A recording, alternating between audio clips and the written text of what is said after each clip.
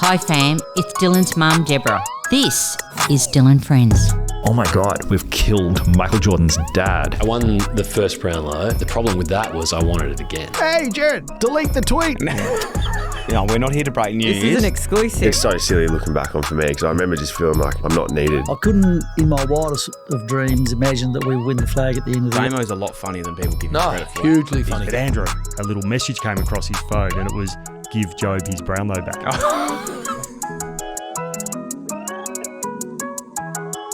Rick Shiels, welcome to the podcast, mate. This is unbelievable. I know, thanks for having me. This wasn't on my bingo card for this year, doing a podcast with you at Will's house in Adelaide before LIV Golf. Who would have thought it? But here we are, and it's a very nice parents' house, by the way, Will.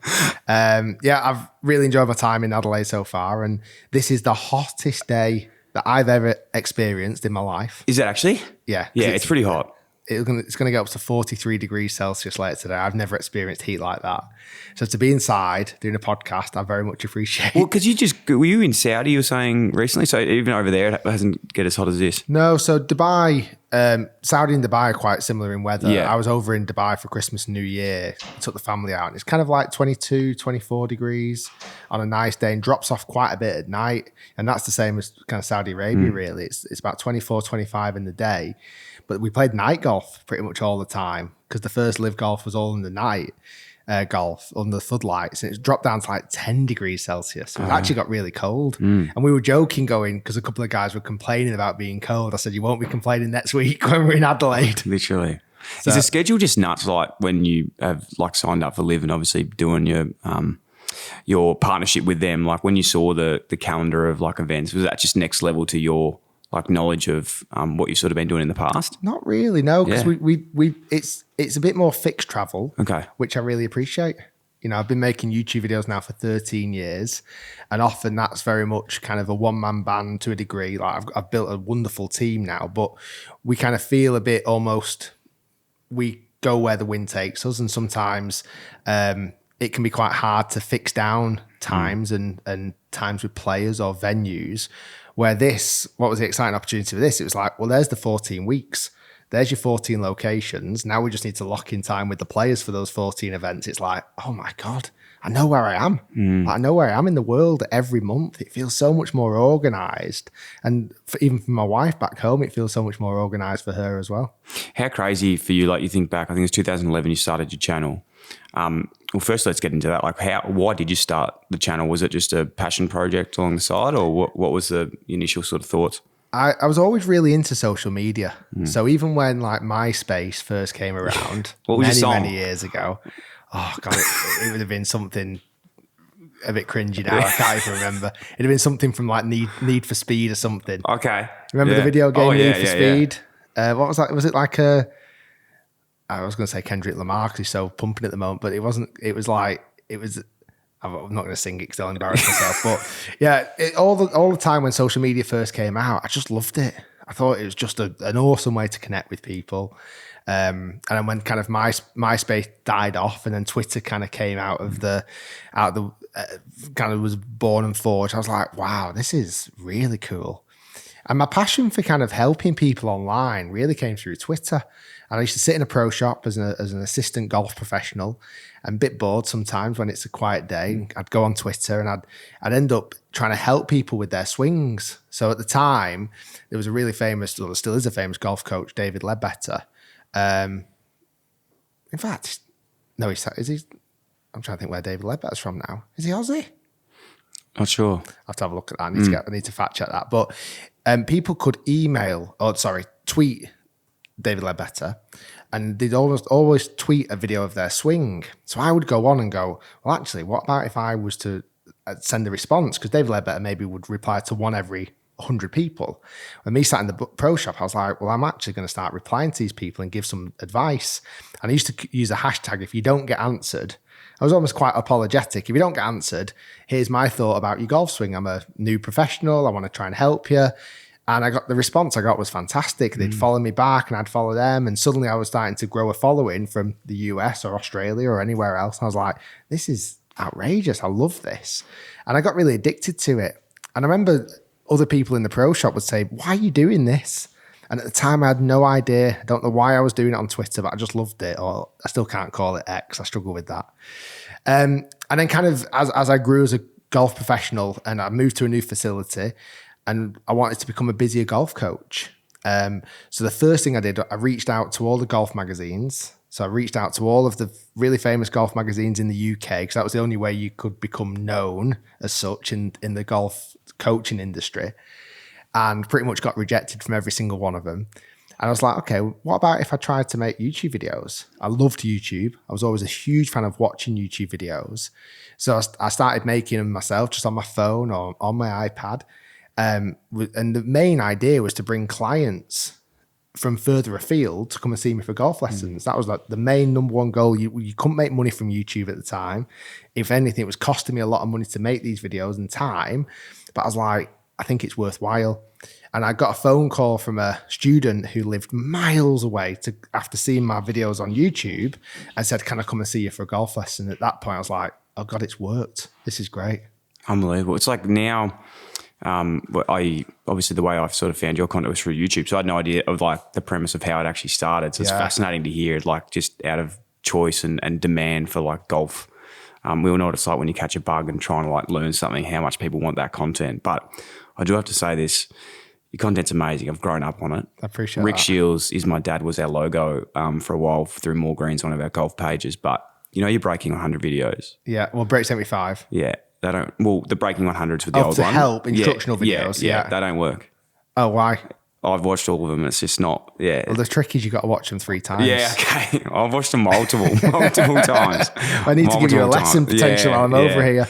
I know. No, it's fascinating like how it's all sort of transpired of that time. When do you think was like the main period through that? Like how many years were you doing it before you realized like, shit, this could actually sort of become something? Like when did that transition take? Was there a big break or something that just sort of pivoted? No, it was never like one moment in time that was like, yeah, that's the moment. But it was kind of gradual and slow. And I started doing it for maybe a couple of years and started to become really busy golf coach. Like my diary was full. There was 3 other golf professionals working at the venue that I was at. And I was the busiest golf pro by quite a bit. And the reason for that was because of YouTube. People come and see me from YouTube videos. So then kind of I was teaching 6 days a week. I was pretty solid, like 12 hours a day coaching and not making a penny out of YouTube. Like actually YouTube wasn't a monetized platform at the time. And then suddenly it did become a monetized platform. I can't quite remember the year. I'd probably been doing YouTube for maybe 3 or 4 years at that time. And it became monetized. And I got a check through the post, check through email. And I was like, whoa, it's made money. And not a lot of money, but I was like, it's made actually money. Like, what the hell? This passion of mine, I loved what I was doing and I was getting some really cool opportunities. It's now just paid me to do that. I was like, whoa, this is mind blowing.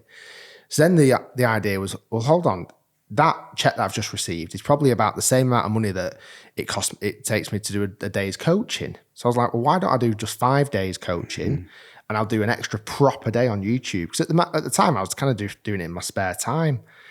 And it was really at that point, I was like, okay, I can really see some opportunity here. And as I pumped more effort into YouTube, the next check that came through the post was like, well, that's now worth 2 days of coaching. Okay, maybe I only do 4 days of coaching and 2 days of YouTube. And it just gradually over years kind of kept doing that, really up until the kind of 2019-20. I was still coaching at that time, albeit not so much. And YouTube had become now a bigger business. I had a couple of members of staff at that time, a videographer and editor and a brand manager. And it was like at that time, I was like, coaching still, I'm really passionate about coaching because that's how I saw myself. I remember years went past. I found it very difficult to call myself a YouTuber. I found that term quite hard to understand. Like I was like, oh, I'm a golf coach that makes YouTube videos. And it was only really as those years kind of continued, the YouTuber as a phrase become so popular. Like now I'm sure it's the number one career path for kids at school. It's well, like I've sort of grown up in that generation too, like with our expertise is more around podcasting, but it's the same thing. I cringe when we say that that's what we do because people are just like, what? How the fuck is that actually a thing? Correct. It's fascinating though, like meeting you, I suppose. And is it weird for you as well that how well known you are around the world with the golf content, because it is such a global sport. Like even, I was telling you yesterday when we were chatting at the media room, but I know more. Golf's a really interesting sport. Like in any other sports, maybe like AFL and stuff in Australia, or even EPL soccer in England and those sort of games, you really know the players. Whereas golf, I've found, like, I really don't know many players at all. Wow. But I know more content creators and brands around it than I would. So when I went to the Open in 2022, I sort of went there going like, fuck, I know Tiger Woods and Cam Smith. But then I saw you and I was like, this is unbelievable. I ran up and got a photo and did it. But it's a really fascinating sport in that sense. Yeah, that surprises me you say that, because again, someone who works in golf, like I know so many of the players. Because kind of that's who I've admired from a playing perspective, and kind of thought, oh, hold on, like, it'd be cool to get an opportunity to film with that individual at one point in time. So it's funny you say that, but content creators, certainly in the last 3 or 4 years, like when I first started making YouTube videos, I was not the first. There's probably about 3 or 4 golf YouTube channels. Was before? So Me and My Golf. Yep. Heard of those guys? No. So they only do coaching videos. Okay. 2 lads from Birmingham, UK. They've actually just moved out to California in the last few years. Really good instructional content. So if you want to break 100, maybe check those guys out. They always wear the same matching clothes. I don't know if you might not have seen them. No. So they're really. I definitely need to check that out. They were one of the bigger channels when I first started. Another English guy called Mark Crossfield. So Mark started, I think, to some degree, I think he could have even been the very, very first. He's been going for probably 15 years. A lot of instructional content, club reviews, etc. And then there was an American channel. I can't remember the name now, but there's like 3 main channels. And I think the biggest channel at the time had like 20,000 subscribers. Wow. So when I kind of came into the scene, it was like, wow, I'm kind of, looking at trying to make content that is going to outperform these guys. You fast forward now 13 years, and I'm sure the latest count, there's about 1,000 golf YouTube channels. Yeah, heaps. And it's like, it's really become a genre in the world of golf. And I think what you found, like I'm 38 years old. I started 13 years ago, so I was in my mid-20s. You've now got this new wave of mid-20-year-olds that are coming through who have watched the likes of me and others on YouTube before them. And they're kind of coming into it, not as a professional golfer like I was, as a golf coach. They're coming into it as just someone who's passionate about the game of golf, like your Good Goods and your Bob Does Sports and your Grant Horvat, all those guys now like have really kind of taken this new wave of golf content creation, which is really exciting. So it's been a wild ride, and I'm so proud of the space. I feel like we've done a really good job at promoting golf as much as we possibly can. 100%. No, you guys have been especially yourself's been a bit of the godfather of that movement. I know there's been people before you, but it's been incredible. I love the collaboration space as well. Like when you did the stuff with the good guys and stuff. Like how did that all come about? And how was it like to go over and play together? It's great. Well, they came over to me, the first one that we did. Yes. So again, been in contact with them, and I'm someone, I've kind of, I must admit, I've toned it down a little bit, but a few years back, I would watch everything. Like any video that would go on YouTube that was golf related, I'd watched it. Either from an intrigue standpoint, or see if anyone was copying what we did, or actually seeing what new things are happening as well in the space. So I was addicted to watching content. I used to watch a lot, and I've kind of, for my own sanity and my own mental health, I've kind of gone back off that. I actually don't have any social media on my phone or anything now. I've kind of really, I go on once a day on my YouTube, on my laptop, and have a quick check of everything. But I try and stay away from social media as much as I can. But when I started seeing the good lads come through, I'm like, this is different and it's exciting. And, I need to collaborate with them before I end up looking too old in that mix up. So I invited the guys over to the UK, and they were really keen and willing to go. I think they were just shy of 1 million subscribers at the time. I think there might have been about 900,000 subscribers. And after that week's worth of content together, we actually managed to push them over, or I didn't individually, but there was definitely this kind of wave of new subscribers they managed to gain from the collaboration, which pushed them over the million. So it's great, and we've always stayed in contact since. And then even since that, like Grant's left Good, and we have collaborated with him. I've collaborated with Brian, with the Brian Bros or Bryson DeChambeau. There's loads of collaborative opportunities in the world of golf, and I think that's what makes it really interesting.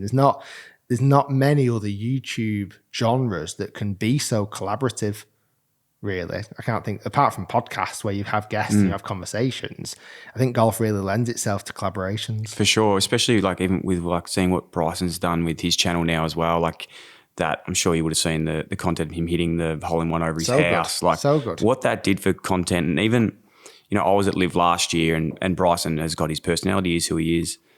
But then to see, I'm like actually pumped to go and see him this year. Like it'd be awesome to see how many people are going to be following him around. Yeah. I think he'll be easily the most popular over like any of the Aussies. Really? I reckon it'll be nuts. You mentioned before about like not going on social media and stuff, and around how you try and keep, probably a level of balance throughout your life. Like we were chatting before off camera about trying to keep fit. Like I know you've run a couple marathons. Yeah. I've done one as well myself. Just thought I'd put that in there. They're so good, aren't they? They were terrible. It was the worst thing I've ever done, but also the best. Oh, I loved it. Oh yeah. It's sort of like broken me forever now. Like I've just got like the worst calves in the world, but I'm doing a triathlon at the end of the year. Oh, there you go. That's everyone's going to laugh that's listening to this, because they were putting on like money how long it took me to bring that up in conversation. It comes up pretty quickly. Yeah. Good. Great. Should. Do you ride? Just run. I couldn't do the swimming. The swimming's hard, yeah. It was too cold to swim over there. Yeah. I could do the run, no problem. Because what's it, a 10K run? Yeah, 10K run, 40K ride, and a 1.5K swim. Yeah, I don't think I could do the swim. I could do the ride. I can swim, but I don't think I'd be able to do it for that long. Yeah, you just got to get the Ks in the arms. Yeah. Back to the original question was, how do you find balance in your life? Like, how have you sort of approached finding balance with social media, and even to a really smaller extent? Like I've even found that myself with like podcasting and being in the social media space. Like it can take its toll on the body and the mind. Again, I think I've tried to reassess that in the last 12 months and being much more mindful of my own mental health, really, because, it's taxing. We're not programmed to read thousands and comments about ourselves. Like it's quite hard sometimes, and certainly if it's sometimes not going as positively, or it can be a bit of a, you've released a poor video and the audience kind of lets you know. And I feel that's the biggest thing that's changed in social media over the last few years. Like it's become a real negative place, if I'm honest with you, certainly in the comment section. I always remember back in the day thinking that almost Instagram was like this excited puppy. And anything that you posted or you put out there, people just loved, because it was like, oh yeah, it's young and everyone was just loving it. Instagram. I always felt like Facebook was a little bit more for the kind of older generation.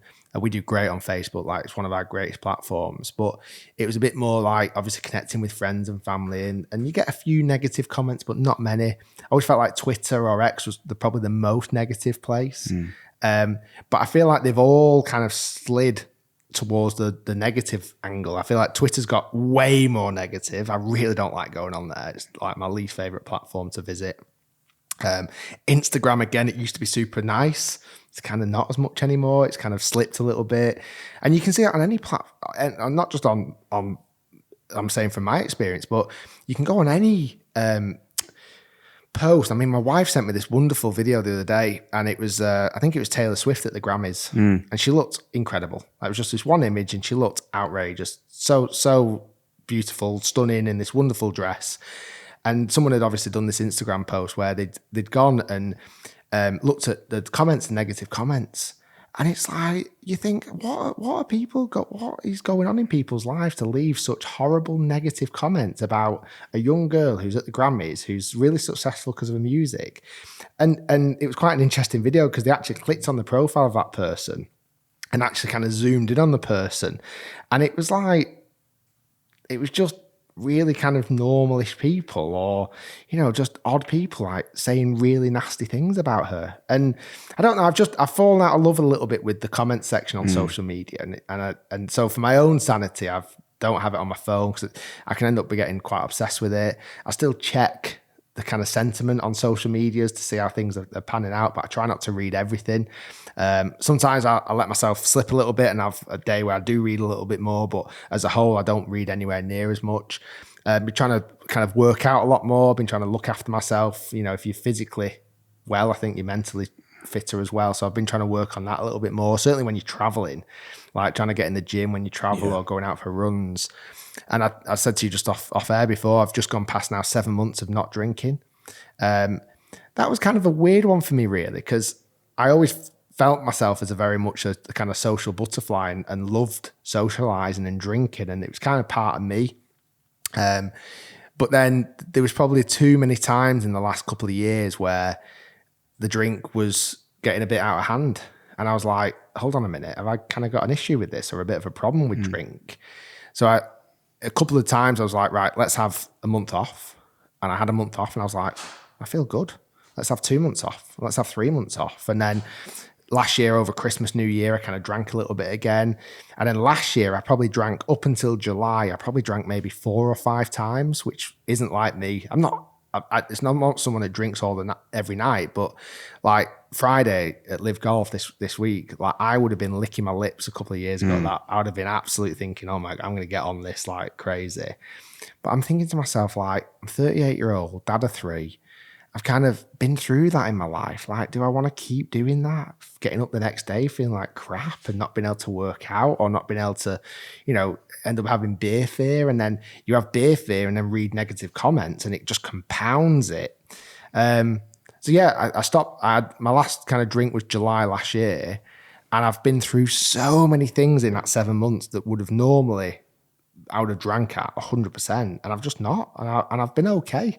And I've enjoyed it. Have you found the conversations? Because like I, you know, what you just said then could have been coming out of my own mouth of how I feel about things as well. Like I don't think I have necessarily a problem with drinking at all, but it's just for me more around the mental side of, you know, anxiety. And then also like when you're running a business and you want to continue to keep going as hard as you can, like you just can't afford to have like down days. And you know, I'm a dad now. I've got a little boy who's 2. I've got another one on the way in May, and it's like you just want to be, as you know, as cringe as it sounds to people who maybe don't have kids, you just want to be like the best role model and the best like person you can be. But there is a part of me still that like I feel like I'm making other people uncomfortable if I'm making those decisions. Like does it click to a point where you just like... It was really odd for me because, again, going back a couple of years, if someone had said to me I've stopped drinking, I wouldn't have been able to understand that. I'd have gone, what do you mean you've stopped drinking? Certainly if it's someone who I knew enjoyed a drink and enjoyed, you know, it was good laugh when they had a drink. And, you know, I've definitely had to change my mindset in a few situations, but I've also realised that I was the instigator. Me too. I've realised that so much. Yeah. Like, because I've not been drinking, I've been in group settings where normally I know I could have written the script of how that night would have planned out. We'd have started drinking. I would have got people on the shots. We'd have gone out somewhere else. We'd have been drinking all night. Like, I was the instigator. And since I've not been drinking and kind of watching from a distance, I actually feel like people can actually have quite a civilized drink without me. And it's all, it's quite a hard thing to understand at first. I was thinking, I was the person. I was the one that got everyone messy. And like everyone in my friend group or my family or, you know, I'm like looking at them going, this seems quite civilized without me drinking. So that's been kind of quite eye-opening for me. So, and non-alcoholic beers have really helped. Yeah.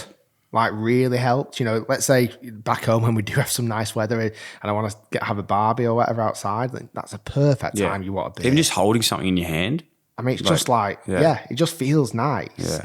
Well, I've got a fridge full of non-alcoholic beers now and I'll go and crack one open and I still get everything that I want out of that beer in that situation, a nice cold drink. And I feel like I'm holding something and socialising and drinking, but it's non-alcoholic. Yeah, it's great. So yeah, I genuinely didn't think I'd get to 7 months. I don't know what the goal is anymore. I don't know if it is. Maybe this is forever. I don't know. But I'm enjoying it. I feel good. Yeah, I feel really good. I feel really nice. Like, and I've not woken up one time with any fear, like any beer fear. Is that what like beer fear you call it? Is that like the demons in the morning? Yeah. It's awful, isn't it?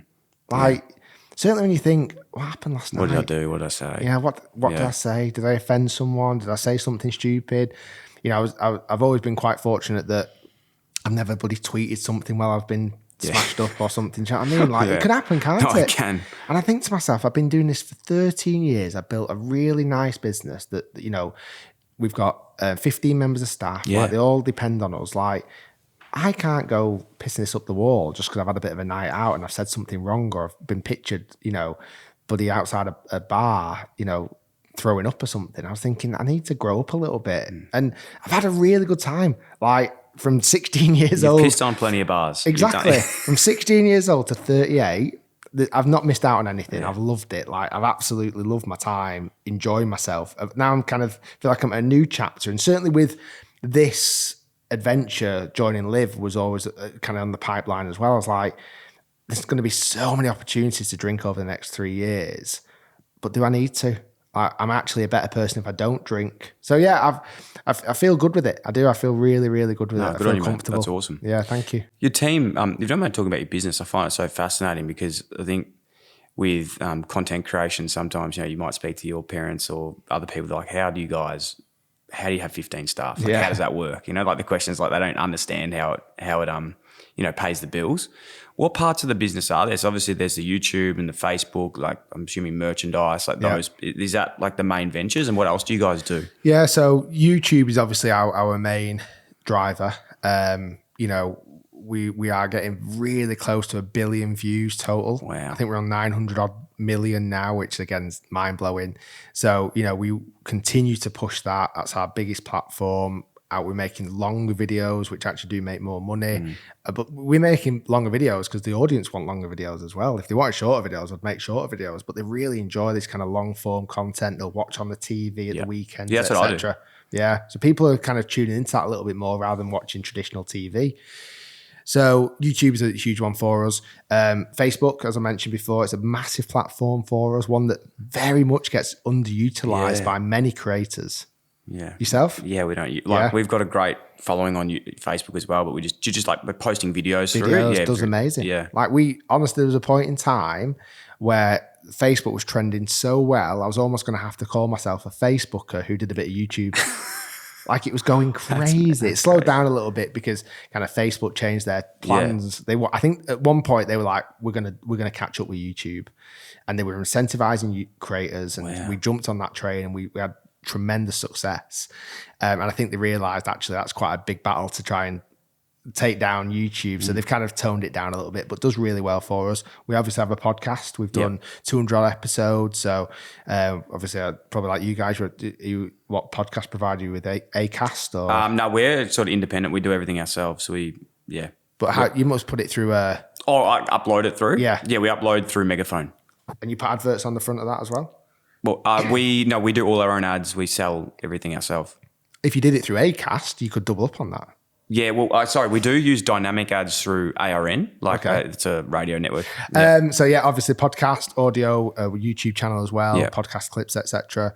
And then sponsorship. Yeah. So whether that's clothing or footwear or other sponsorship deals that I do, I have a partnership with Mercedes-Benz, Echo Footwear, currently still with Lyle and Scott. Obviously the LIV deal and the partnership with LIV.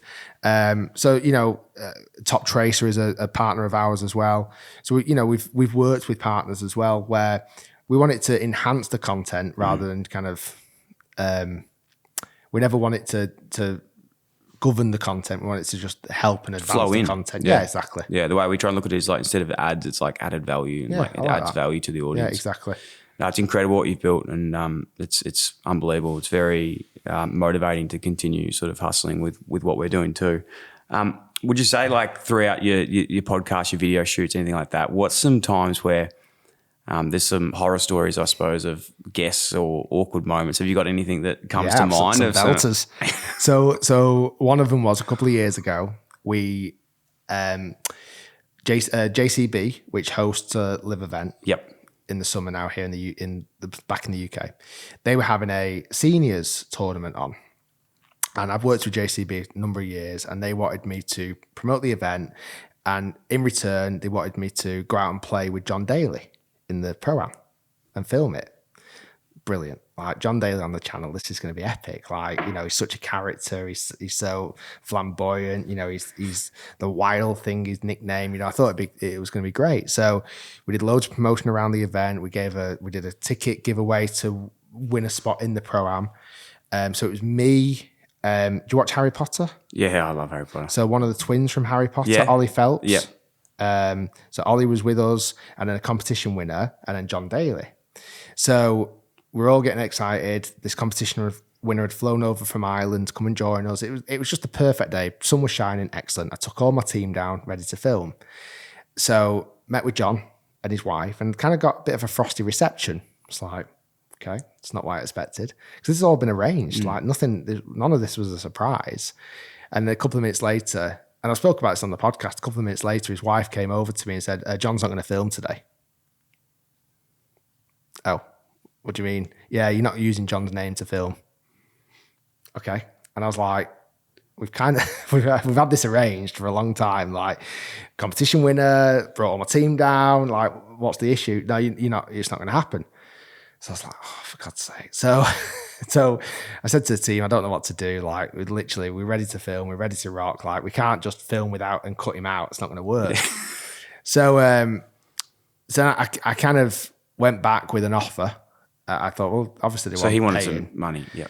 So I went back with an offer, and as that offer was being transported to his wife and who's his manager, I kind of thought, you know what? No, I'm not going to do it. So I kind of like kiboshed the offer and said, no, we're not doing it. We're not going to film. I sent my crew home, and it was really upsetting actually, because I was like, that could have been a banger video, and the competition winner was a bit gutted and this, that, and the other. So we went out and filmed, but honestly, the video would, even if we'd filmed, and I'm glad I didn't pay him in the end, because even if we would have filmed, it would have been an unusable video, because he had music blaring all the way around. His language was out there. It'd have been mostly bleeped out content, but I actually really enjoyed playing with him. He was actually a really, really, really nice guy. But as a YouTube video, it wouldn't have worked. And actually afterwards, we ended up kind of making friends, and he was almost quite apologetic that he couldn't do it in the end, and that was a bit frustrating. So that's kind of almost one of the biggest horror stories we've had. It's like, it was an unbelievable opportunity. We were so excited about it, and it was like either management gets involved or money gets involved, or it's not done in the right sentiment. I was like, I don't even want to do it, because I want people to want to come on the channel. Like, I want people to want to do it. Obviously I put a big fee down for this podcast. I understand that, and I appreciate you paying it, but we did it. Yeah. but like, I want people to want to come on. Like, I want it to come on today. And I think it's more beneficial when people want to come on. Like the pros we have on the channel, like, I want them to want to come on, and I want them to understand the value is the potential reach or the new audience they might tap into. If they want to plug a product, or if they want to talk about some of the initiatives that they're doing, let's get that in the video, not a problem. But like, I think it comes across if it's being forced, and I never want it to be forced. And that's what's been great with the LIV guys so far. Like, they've wanted to come on the channel. Like, I filmed with John Rahm on Monday. I've been trying to film with John Rahm for about 2.5 years. So I was like, I want to have these pros come on, and John Daly, brilliant. John Rahm was brilliant with his time on Monday. He's a little bit jet lagged, but he was like, yeah, I want to do it. I want to come on. Like, I'm not going to cancel it.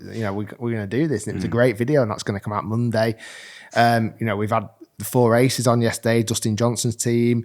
Like, those guys are, they're all a bit jet lagged after coming from Riyadh, but they're all there, present, ready to go, making a banger video in the heat. It was hot as well, but like, they understand the value, because we can promote them and promote the teams and promote the players, and hopefully convert more viewers into 4 aces fans, for argument's sake. So I kind of always want to have that relationship with guests on the channel. I really want them to want to come on. Well, that's the biggest point too, is that the value, right? Like, you've, in fairness to yourself, like, you've built that value for them to want to come on. And I think it's a great message for even young content creators or anyone who went in this game. So it's like, what can you do for the other person? Not thinking about what you can do for yourself, because that will actually in turn make better content. Absolutely. Like, we had yesterday, we had like Cam Smith, we had to sit down with him, and like, if it's not like fully consensual in the sense of I like it written down, like, I'm keen to come on. Like, if there's any bit of feeling like I don't want to do it, I'm the same, like, mate, please don't do it, because I don't want to like knock anyone's time at No, all. exactly. But like we sat down with him for 30 minutes and I was like, oh, fuck, I hate like that I'm even making him do this. But like he enjoyed it. I made sure he finished up before it.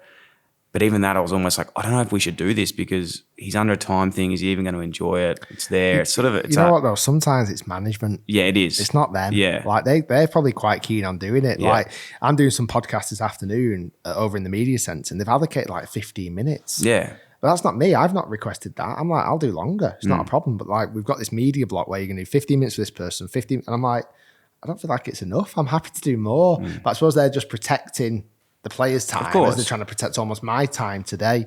But I think it's very important that, you know, there is that nice kind of relationship between the guests and wanting to come onto the channel or the show or the podcast, etc.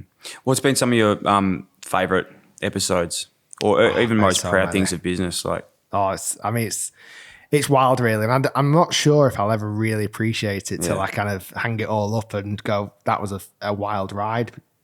Because I've made like 2,500 YouTube videos in that 13 years.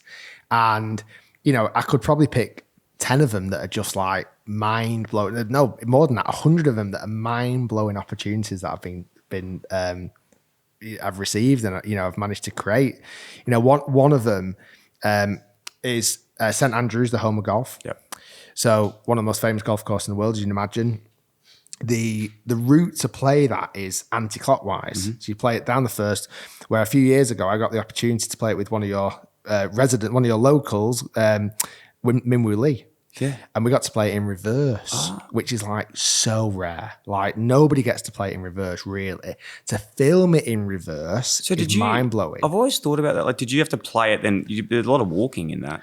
Not Or did really, you- because it's the same. So you go from the first to the 17th green. Oh, so you don't actually go like 18 set, like you go the No, other and way. then you go 18th tee to the 16th green, 17th tee to the 15th green, etc., wow, etc. okay. Then you finish on the second tee going to the Hitting 18th, to the 18th. green. Wow. It's unbelievable. Well, that's, as I mentioned earlier, I've actually been lucky enough to go to St Andrews and it's fascinating. Like, it's so hard to explain how that works. Obviously, a lot of golf courses loop over each other, whereas this is like 9 out, 9 back. Like, it's a lot. You get your Ks in the legs. Yeah, definitely. So that was just like a mind-blowing opportunity that you never get. And then a few years later, in fact, at the Open, did you say it was 22, the Open? 22, Yeah. the one, the Cam one, yeah. I actually got in the promo of that. I was working with the RNA in the Open and creating some content. I actually got to play it in reverse again with Tom Watson, who's like, I can't remember, 8-time major winner.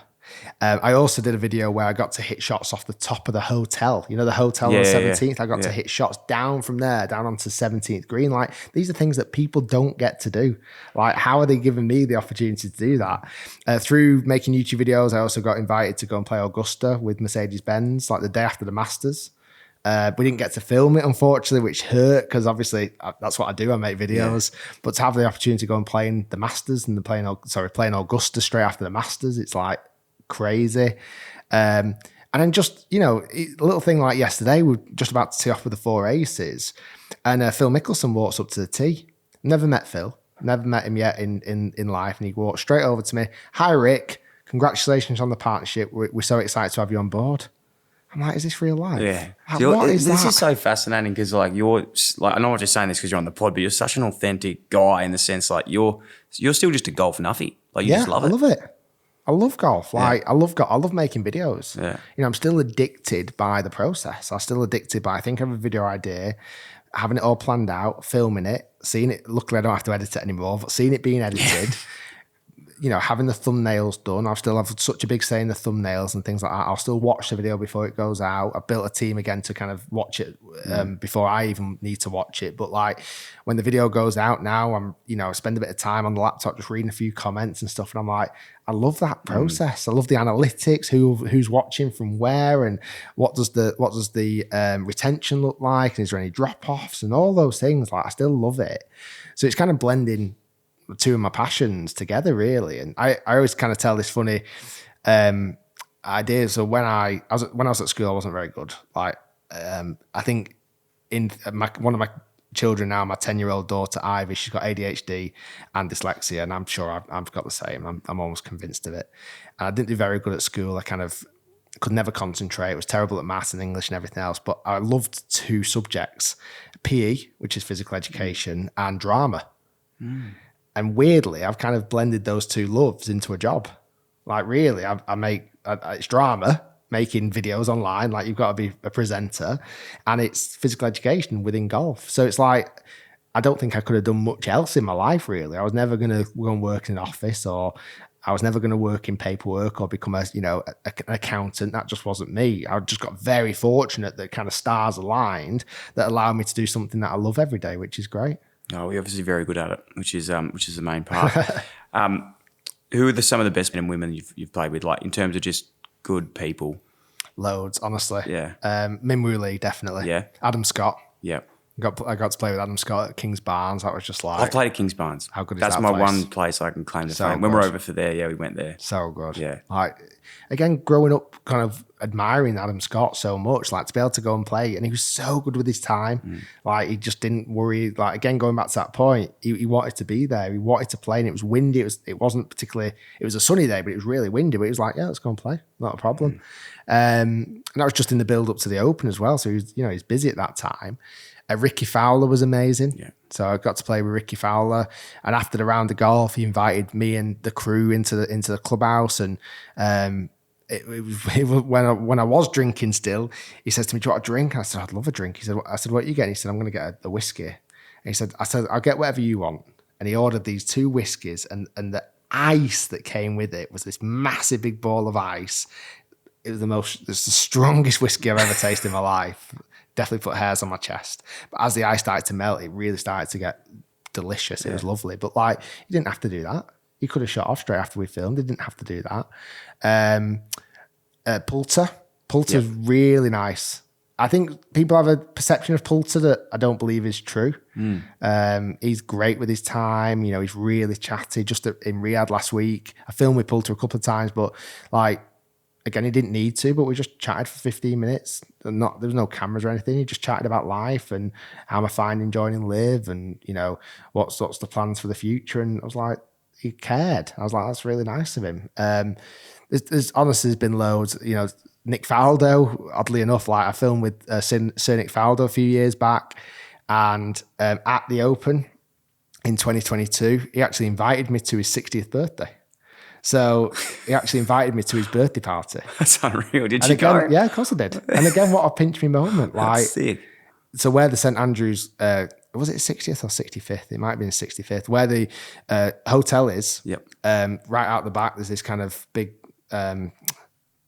conservatory type building. It was in there, and I was kind of walking around thinking, why am I at Sir Nick Faldo's birthday party the week of the Open Championship at St Andrews? That doesn't happen. It's like, It's mad. So again, I think it's all of those things. Like I spent 3 or 4 days with Bryson DeChambeau over in Jupiter. He oddly enough introduced me to Donald Trump, President Donald Trump, which again caused a little bit of ruckus online. I kind of had a picture with him or a picture with a group of us, and that got shared, and that kind of, I was like, whoa, I'm not into politics, guys. I'm just here to make golf videos. But you think to yourself, like, how is that a thing? Why am I here? How weird is how close DeChambeau and Trump are. They play a lot of golf together. Like, but the fact that even when he got into the presidency, he was like asking where he was on the stage. It was so random. It's so random. Like that breaking 50 video, like played a role in him becoming president. Yeah. Like you've got, and that maybe wouldn't have happened without Rick Shiels. Possibly. There you go. There you go. So maybe you do it. Maybe you are in politics. Maybe that was a plan the whole time. I don't know if some of the American audience might not appreciate that potentially, but Have you played with? Did you get to play with Trump? I didn't. No, he saw me hit some shots, and as he probably says to most people, that I had a wonderful swing and a great action and all this. But yeah, he was, I got to chat with him. He invited me to his dinner at night. So we went to the clubhouse and had dinner with Donald Trump. And it wasn't particularly an intimate dinner. It was like maybe 50 of us. Yeah. But it's like, again, this is a wild ride. Like, how the hell am I? All the drinks and all the bills on Donald Trump's account. It's like, this is a bit mad. But incredible. When I did chat to him, he was really interested. Like, he was interested in what I did, interested in, what's coming up in the future. And, my experience of him was quite pleasant. Have you done anything with Tiger? No, Is that like your biggest? I mean, it is the goal, obviously. Yeah. I think maybe the LIV deal might have scampered that a little bit now, potentially. Who knows? But from what I've understand, I think Charlie watches some of the videos, so there's a possibility. But because I know Grant plays with Charlie a little bit. Yeah, I mean, I started playing golf because of Tiger Woods. I started playing golf in '97 because of Tiger Woods. There's no question about that. And to have him on a video would be incredible. When I was with Nike, there was this one email that got passed around, and it was kind of just as COVID was starting to kick off. I was sponsored by Nike, and an email came through, and it was like Harry Kane, who was at Tottenham at the time, times Rick Shiels, times Tiger Woods. And there was this deck that got presented, a video idea that was going to get shot, and it was going to happen, where me and Harry Kane was doing at Tottenham Hotspur Stadium. They have a short game area. They have a putting green and a chipping green. And the idea was me and Harry Kane were going to be having a bit of a chip off or a put off. And Tiger Woods was going to helicopter in to kind of come and join the challenge because he was in the UK at the time. And I was like, shut up, like that's not going to happen. And it was literally going to happen. And then literally COVID stopped that from happening. Far out. And I was like, oh my God. And then unfortunately at the end of that year, I didn't re-sign with Nike. I was like, no, that chance is gone. No, I feel like it's going to happen at some point. It's inevitable. But even back to that moment of like when I met you over in the UK, in Scotland, sorry, and I saw Tiger Woods, like, and again, I'm not like a massive, when you sort of get to do this for a job, you meet like some incredible people, but he was the first person I ever like saw within 10 meters where I was like, fuck, like that's Tiger Woods. Yeah. Like it was almost like weak at the knees type sort of. I don't know what I would. Yeah, it was weird. He's got some aura with him. Yeah, no, every time I've been in his presence, I've not actually got to officially meet him yet, but when you're definitely a bit more, oh my God, that is him. Like, that is Tiger Woods, the man who, forged golf, let's be honest, from 97 to the late 2000, even up to 2019 when he won the Masters. Like, it's Tiger Woods. Like, what the hell? It's unbelievable. I just sidebar here, but I'd love to just see him one day do like a 3-part series, him telling his story. Yeah. Like, I know there's Tiger, the document, but it's more people talking about him versus him actually in there because there's just, it's fascinating. There's some layers to that story. There's some layers, some serious layers. I even find it interesting, like in Australia, obviously we're in Australia, but where he at Crown Casino where it all sort of started unwinding for him. I think it was at the President's Cup audio, but Kingston Heath, when they're playing at Kingston Heath, and that's when sort of the drama found he flew there. Really? Yeah, anyway, sidebar, but it's just like, it's an incredible story of someone like with what he's achieved and how good he was. And like the car crash, the multiple car crashes that he's had, the operations that he's had. Joined the army for like the training camp thing. The Navy SEALs. It's like, this guy's just different level. What's like next for you? You've been incredibly generous with your time, I know, but what's your goals heading into, this year, next year, in the future? Like, what do you want to do? Is there anything that you really want to tick off or people you want to play with? I've got an unbelievable schedule this year. Really have. I'm going to a lot of places I've never been before. I've been to Australia before, but never been to Adelaide. So that's one off the bucket list, which is great. I'm going to Hong Kong and Singapore next. We're going to South Korea, Mexico. I've never been before. Different place in the US I've never visited. Playing some outrageous golf courses like the Grange this week. I've honestly loved it. It's one of my favourite golf courses I've ever played. Really? Yeah. And it's a course that I genuinely feel like I could play every single day for the rest of my life. Just that layout that I've been presented this week. Yeah. I feel like it's just such an amazing venue. So yeah, I'm you know what, more than anything, I'm trying not to kind of weirdly set goals this year. I feel like sometimes I've been governed by goals and tried to hit certain targets. This year, I just want to enjoy what I do. I want to just go out there, and been given this incredible opportunity to travel the world and play with incredible golf pros. I just want to enjoy it. Like, and I would say possibly at certain times last year was the first time in my YouTube career where I kind of like, am I enjoying it still? Like, am I loving this still as much as I used to? And, I was probably putting too much pressure on myself and, trying to put too much pressure on making content or trying to play good golf. And I kind of found myself catching myself a little bit going, you don't look like you're enjoying it, Rick. Like, what the hell? So like this year, it's just enjoy it. Just enjoy it. Just go out and every video enjoy it and remember like how fortunate this opportunity is.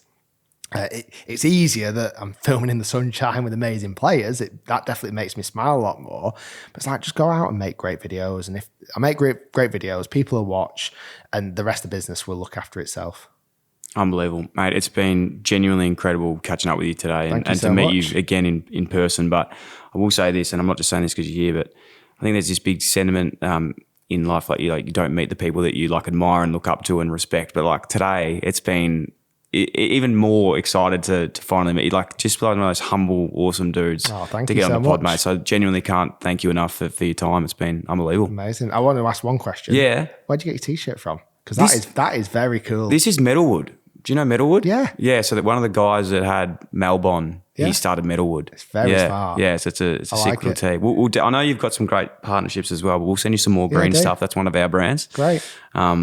Yeah, maybe your next deal when that's up, we can tender for the next process. Yeah. Well, thank you so much. It's been a pleasure, Yeah. and I'm looking forward to tuning into more episodes as Yeah. well because I think you've got a very relaxed manner in your hosting as well, which makes the guests feel really at ease, which is great. Thank you, mate. And if you ever want to have a hit, make sure when you come back to Melbourne, we'll have a hit at PK. And Will's a member at Royal Adelaide too. So if you want to have a hit there, then I played 9 holes there the other day. did you play the first 9? Played 1 to 7. Yeah, nice. And then 12 and 13. 12's a good hole, but I must admit my energy level was down at like 1%. If I had like an iPhone, if I had a battery level at that point, I was definitely on red. Like I was struggling. Did you film? No, I just played. just played. It was just after the day we landed, and for some reason I decided to do 7 hours of practice that day, and that was right at the end of practice. And I was walking up that 12 like hallucinating. I was like, this is not great. So I played 12 and 13, but didn't play them great. But I really enjoyed the venue. It's class. Beautiful. You're a star, mate. Best of luck and Thank you. congrats again on everything you've achieved. Appreciate You're it. a legend. Cheers.